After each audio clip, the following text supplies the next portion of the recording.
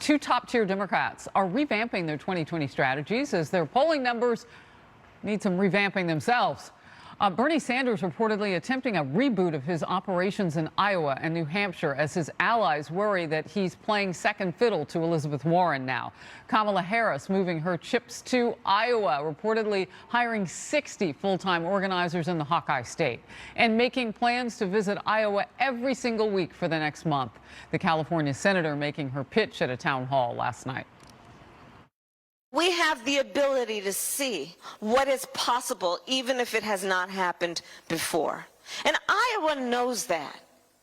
This is what you always do. This is what you always do. And so I'm here to ask for your support. Ronica, a former White House correspondent. David Burstein, founder of Run for America.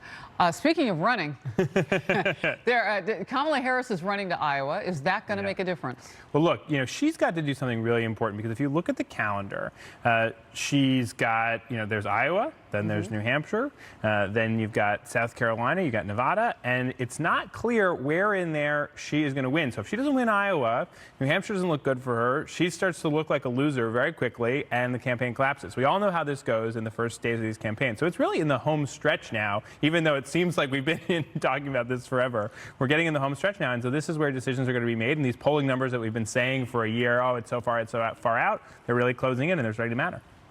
Right, and she spent the last, I think, 6 weeks really off the trail, not showing her face much in Iowa or New Hampshire. Do we know? Raising money, and that's very short-sighted. I know she needs the money to run a campaign, but those voters in Iowa are spending time with all of the other candidates who are on the ground, willing to make that face time with the voters who have grown to expect it in those states. So what do we know about Iowa and its role now? We know historically, right? But you've got states wanting to bump up their primaries and change the calendar very early on in the primary season. So what role is Iowa playing this year?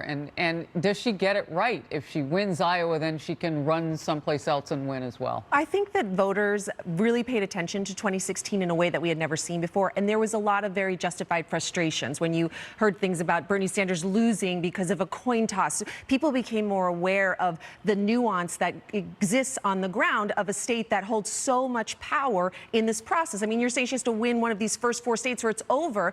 People do feel, however you feel about Kamala Harris, that isn't the way that it should be in this country when we're selecting a president. Look, it's been a very wide field, as we know, and one of the things that's going to start happening is people are going to start dropping like flies as soon as Iowa happens. De Blasio today, right? Yes, he may have been a fly the whole time, but as it turns out, that felt like some shade. Yes. You know, you're in the same party, right?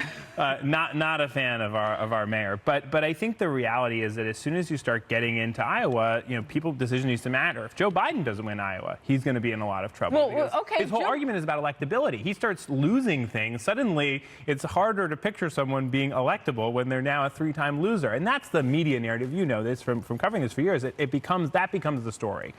Yeah. Well, it's also that media narrative that people like to accuse everyone of in the media is based on 2 years prior. That's right. 2 times prior that he's run. So, that's right. Exactly. I mean, you can only look at the facts of the past, right? Exactly. So let's move forward with Bernie Sanders. He's revamping. During the commercial break, you told me, and I hope it's okay, but I'm going to tell everybody what you said. Elizabeth Warren has everybody that you could possibly hire out there. Yeah. Right? Yeah. She's got a lock on a lot of things out there. And she's got good people, not just a lot of people, but she's got good people. Why is he running? Look, frankly, I think Bernie should hang it up and he should be a kingmaker in this primary because I think he actually has that power. He deserves a lot of credit for the ideas he's brought. So where do those 16 to 18% in a lot of the polls that have him behind less than 12 points Joe Biden now, where do those people go? It's hard to see how they don't go to Elizabeth Warren. It's hard to see that those people would go to Biden or Harris. Maybe they spread to some of the other people. But really, he's been dropping. And it would be so much better for him to exit this on a high note than exit as the person who finished in 6th place. That's tough for Bernie. He had to exit last time. Real quick. You talk about the media narrative. It seems that the Sanders camp is a little frustrated. It's frustrated that the narrative appears to be maybe a Biden-Warren, head-to-head at the end of this primary. Thank you both. Appreciate your time. Thanks.